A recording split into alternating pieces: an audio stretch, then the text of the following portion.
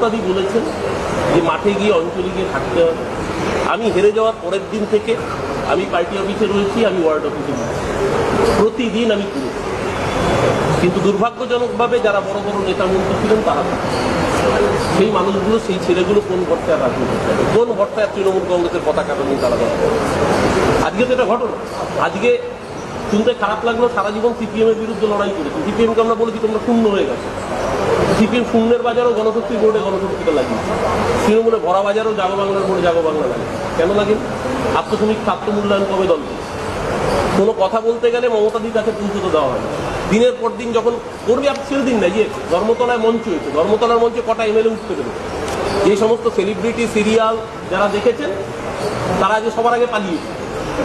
দলের কর্মীরা, নেতারা, এমএলএরা যারা লোক নিয়ে আসতো, কাউন্সিলরদের কথা ছেড়েই দিত।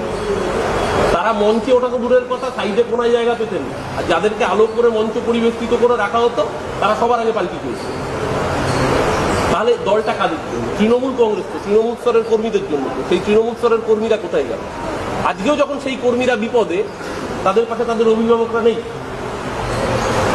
তাহলে দলটা এক্স্যাক্টলি এই মুহূর্তে কি ফাংশনালিটি রয়েছে, এই প্রশ্ন রয়েছে। দেখুন, একটা হেরে গেলে খারাপ লাগা থাকে না, সবচেয়ে বড় কথা দলের যারা মাথা ছিল, ধরুন যুব প্রেসিডেন্ট, রাজ্যের যুব প্রেসিডেন্ট, রাজ্যের ছাত্র প্রেসিডেন্ট, কোথায় তারা 24 দিন ধরে? দলের বিরুদ্ধে না, দলের একটা অংশের বিরুদ্ধে লড়াই করতে হয়েছিল। সেসব পোস্টমর্টম আমরা পরে বলবো, নিশ্চিত করে সমস্তটাই বলবো। দলে থাকছেন সুশান্তদা, অন্যান্য দলে তো এখনো আছি, দল থেকে তো পদত্যাগ করি। আমরা আজকে অ্যাকাউন্ট কমিটি থেকে এবং ও চেয়ারম্যান থেকে পদত্যাগ করেছি।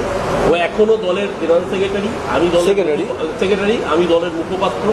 দল যদি মনে করে কালকে ছেড়ে দিতে, আজকেই ছেড়ে দিতে। আপনারা কি ভালো তৃণমূল, মানে সেই হতাশ তৃণমূল? আমি ভালো হতাশ তৃণমূল আমি এভাবে বলবো না। আমি রবীন্দ্রনাথকে সর্বোপরি বলবো, ভালো মন্দ যাহাই আসুক সত্যরে লও সহজে, সত্যের মুখোমুখি হতে। না, আমি হতাশ তৃণমূল। দেখুন, হতাশ তৃণমূল যেরকম ভাবে চোখের সামনে দলটা তৈরি হতে দেখলাম, যেমন ভাবে দেখেছিলাম দক্ষিণ কলকাতায়, সারা পশ্চিমবঙ্গ থেকে আমরা শূন্য হয়ে গেছিলাম, কিন্তু দক্ষিণ কলকাতা একমাত্র মমতা বন্দ্যোপাধ্যায় জিতেছিলেন। মানুষ, সেখানকার মানুষ আমাদের জয়ী করে রেখেছিলেন। আর 2026 সালের সবচেয়ে খারাপ রেজাল্ট আমাদের